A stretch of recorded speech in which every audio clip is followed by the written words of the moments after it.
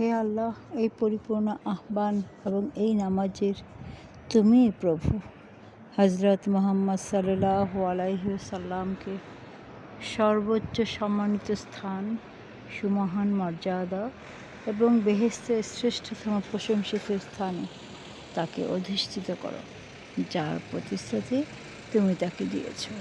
নিশ্চয়ই তুমি ভঙ্গ করো না অঙ্গীকার।